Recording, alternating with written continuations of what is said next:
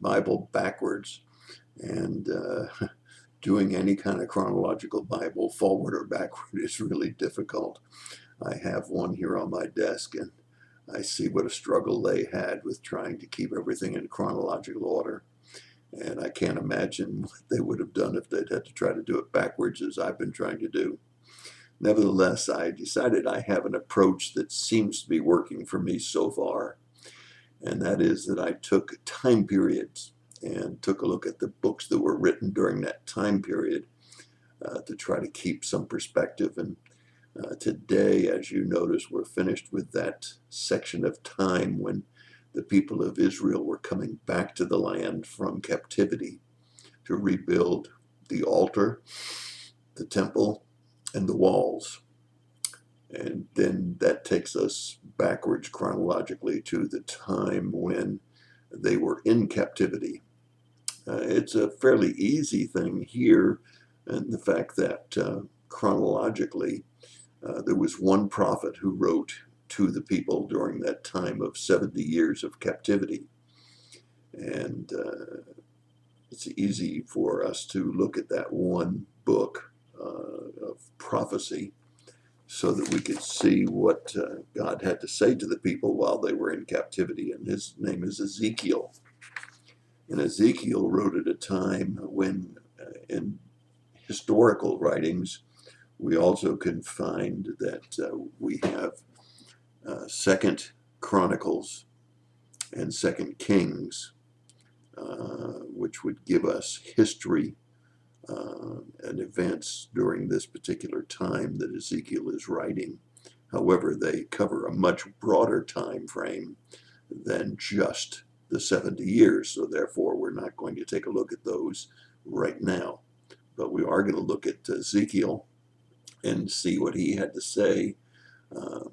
It's quite interesting when you think about the Bible. There's an awful lot of overlap. In the New Testament, we have Acts, where we look at Paul and his travels, but we also see his letters and epistles. In the Old Testament, we have historical books. We have books with microvision, that is, looking at little teeny events that happen in a year or sometimes 10 years, but short periods of time, while we have macro books such as First and Second Samuel, First and Second Kings, First and Second Chronicles. We have books of collections, which Psalms certainly spans a large period of time, and not all of them were written by David, or Proverbs written during the time of Solomon. So we have a lot of overlapping books, and we're going to try to do a historical view of these books in the general time frame when they took place. And so today we undertake Ezekiel, and the time period approximately 570 to 592. And we're going to look at the background first, and then we're going to take a look at the actual calling of Ezekiel to his task to prophesy to the sons of Israel. So this taking of the captivity, it doesn't happen overnight. As a matter of fact, it happens over 19 years that the people of Israel go into captivity. It starts in 605 BC when Jehoiakim, K-I-M, is the king, and he's refusing to pay taxes to Nebuchadnezzar. So Nebuchadnezzar comes in and takes some key leadership role of Israel and shows them that he's more powerful. And part of the choice people that he takes is Daniel, which we'll be looking at after a while. And then in 597, 8 years later, Jehoiachin, C-H-I-N, is in leadership in Israel. And this time, Nebuchadnezzar takes 10,000 people into captivity, and amongst them is Ezekiel. Ezekiel was probably a teenager during the first taking of people, but in the second time it took people, Ezekiel was probably 25 years of age. And then finally in 586, after almost a 3-year siege of the city of Jerusalem in Judea. Nebuchadnezzar absolutely devastates Judea and particularly Jerusalem, destroying the altar, the temple, and the walls of the city. The walls are knocked down, gates are burned, and a little remnant of people are left there, and they're weak and powerless against Nebuchadnezzar. So that leads us into the 70 years of captivity.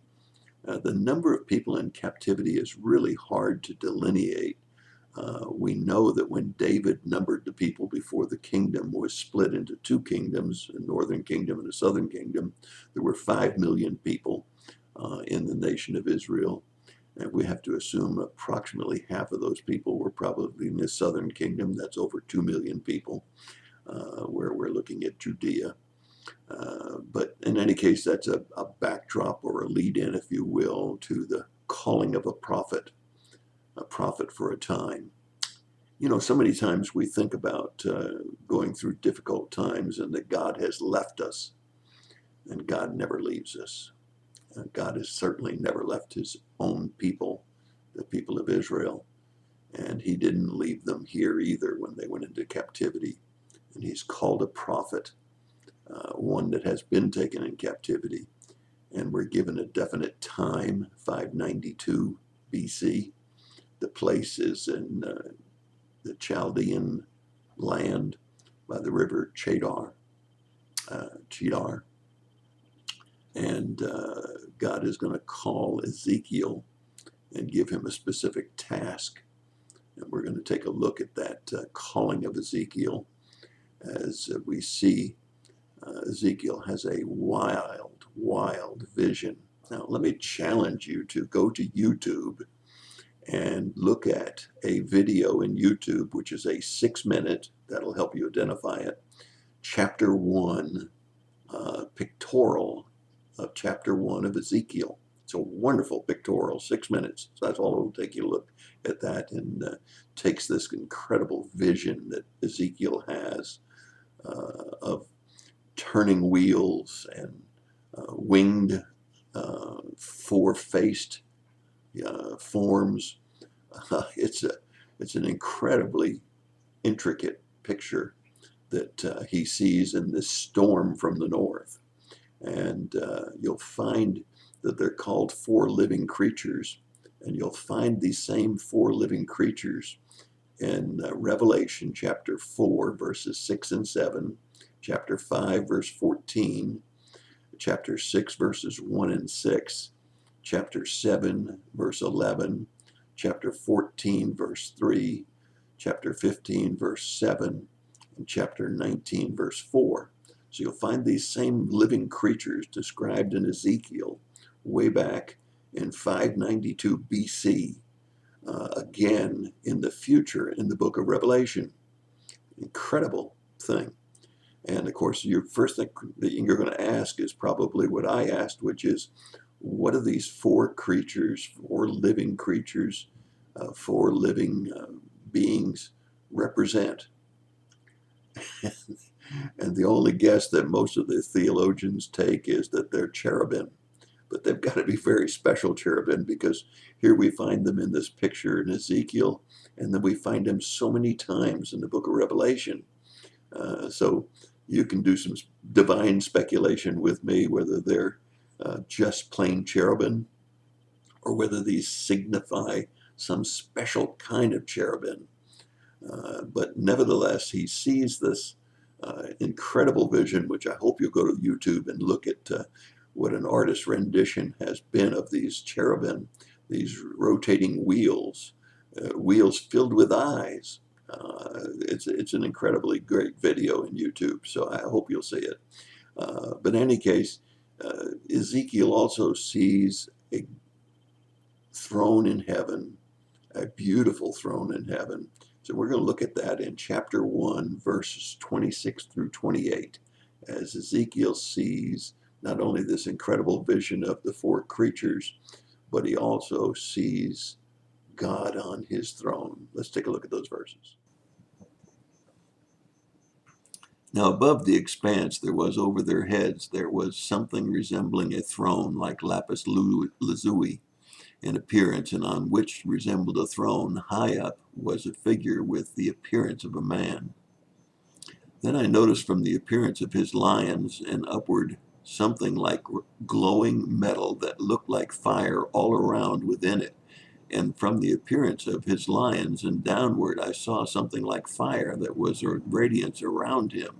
As the appearance of a rainbow in the clouds on a rainy day, so was the appearance of the surrounding radiance. Such was the appearance of the likeness of the glory of the Lord. And then I saw it, and I fell on my face and heard a voice speaking. Now remember, we've seen a storm from the north, and we've seen these four creatures which are described, and you can look at that YouTube video and understand a little bit better. And he said above that he saw this throne and at lapis lazuli. What does that mean? Well, that is a blue turquoise stone which was found in the breastplate of judgment on Aaron's breastplate. Wow. God's on his throne in judgment. And we see this radiance of God, and it's such a great radiance that Ezekiel falls to his knees. Then he said to me, Son of man, I am going to send you to the sons of Israel, to the rebellious people who have rebelled against me, and they and their fathers have transgressed against me to this very day. So we have a time and we have a place and we have the calling and purpose of God on Ezekiel's life. I got to tell you, when I look at these words from chapter 1 through chapter 2, I have to say to myself, God calls his prophets in some extraordinary ways. When God called me, it wasn't quite as dramatic as this is, but then Ezekiel was being sent to an entire nation of people, his chosen people. And when he called me, he was sending me to a small flock of people in Brandon, Florida area, and West Palm Beach, Florida area, and had me shepherding a small group of people, not an entire nation. My calling was just as clear as Ezekiel's, but not nearly as dramatic as Ezekiel's. So we have a time, a place, and a calling, and the purpose is to go to God's people. Let's take a look at the next section of Scripture. As for them, whether they listen or not, for they are a rebellious house, they will know that a prophet has been among them. And you, son of man, neither fear them nor fear their words, though thistles and thorns are with you, and you sit on scorpions, neither fear their words nor be dismayed at their presence, for they are a rebellious house. But you shall speak my words to them, and whether they listen or not, for they are rebellious. So there's a couple of things that I want you to see here. First of all, I want you to see the type of people the nation of Israel was seen as by God. It tells us very clearly that they were rebellious, even to this day. They were obstinate. And again, in chapter 2, in verses 5 and 6 and 7 and 8, he continues to call them a rebellious nation. And he tells Ezekiel it's not going to be easy. Those verses we just read, it's not going to be easy. They're probably not going to believe you. And I think it's very important that you understand that then God handed Ezekiel a scroll, and that scroll was written on front and back. And on that scroll were lamentations, mournings, and woe. In other words, the message that Ezekiel had to bring to the nation of Israel while they were in bondage was not good. It was a time of mourning, a time of crying, and a time of woe. And in chapter 3, verse 1, it says, Go and speak to the sons of Israel. And he says, Eat this scroll. And it says that Ezekiel found the scroll in his mouth, sweet as honey. There's a couple of things that I want you to think about. Not only the fact that God loved his people, even though they were stubborn, obstinate, and rebellious, so that he would send a prophet to speak to them, but he was right there with Ezekiel in difficult times. saying, I'm going to be with you.